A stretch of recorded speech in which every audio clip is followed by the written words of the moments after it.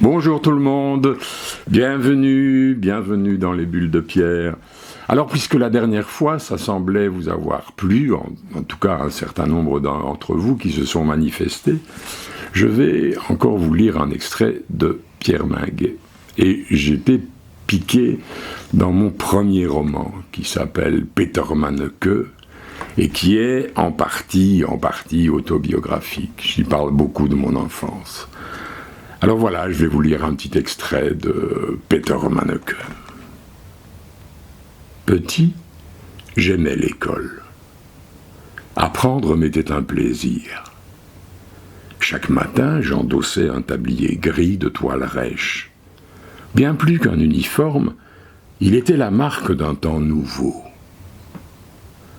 Papa fume la pipe. Lola va à vélo.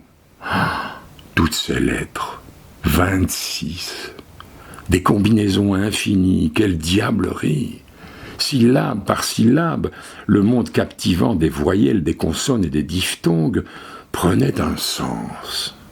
C'était lent, mais chaque jour j'arrivais à déchiffrer quelques mots de plus sur un paquet de chocolat dans le journal que lisait mon père. Et l'écriture. D'abord au crayon, en veillant pour les petites lettres à ne pas dépasser les lignes bleues. Pour les grandes, celles qui avaient des jambes ou qui levaient les bras, la gymnastique était beaucoup plus compliquée. On tirait la langue, retenait sa respiration, et d'un seul coup, il fallait monter en glissant légèrement sur la droite, virer à gauche, descendre à la verticale, dépasser la frontière, descendre encore, tourner à droite, remonter souplement, et faire une courte boucle. Ah, le F, affolant ce F. Puis, un jour, l'institutrice posa une bouteille, une énorme bouteille sur le devant de son bureau. Elle était remplie d'un liquide noir. « C'est de l'encre, nous dit-elle. Maintenant, puisque vous savez écrire, nous allons le faire comme des adultes avec de l'encre. J'espère que vous n'avez pas oublié votre buvard, ni la petite loque que je vous ai demandé d'apporter. » J'avais un beau plumier en bois blanc, imprimé de fleurs sur le dessus. Il était à 2 niveaux.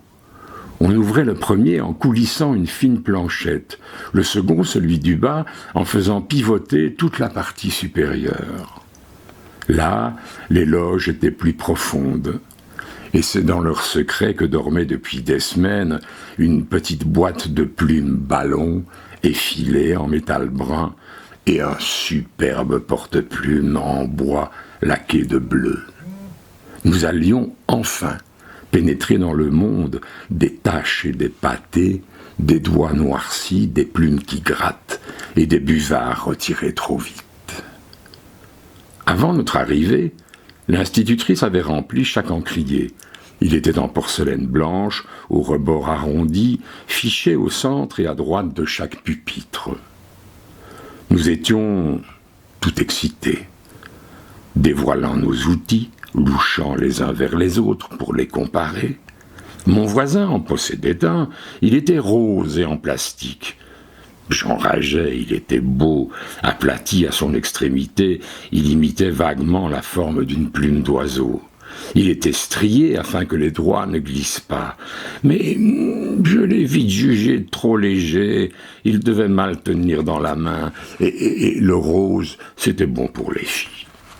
Par contre, celui que j'avais était en bois laqué d'un bleu profond.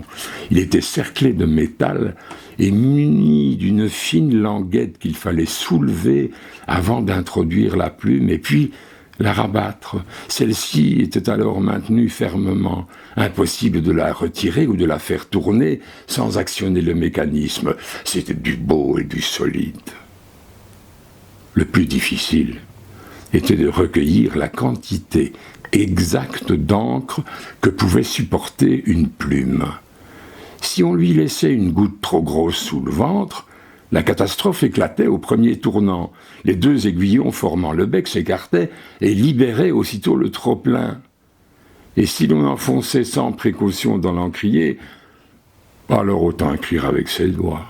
Si on était trop prudent, il fallait y replonger à chaque demi-mot et relier habilement la dernière lettre à la nouvelle sans qu'on puisse deviner la coupure. Ah, cette maîtrise de l'objet et du geste, le tracé sur la feuille, mon père l'avait à la perfection. Ses majuscules étaient flamboyantes sans excès. Son écriture était d'une régularité écœurante pour un novice. Pas une lettre plus haute qu'une autre, pas une césure à l'intérieur d'un mot. Sa science autoritaire des déliés et des pleins dispensait à l'ensemble une sorte de fermeté et d'élégance, une sensualité même qui ne laissait aucunement entrevoir son comportement sévère. Voilà, un extrait de Peter Manneke. Ne le cherchez pas, il est épuisé. Si par hasard vous en trouvez un, tant mieux pour vous. À bientôt.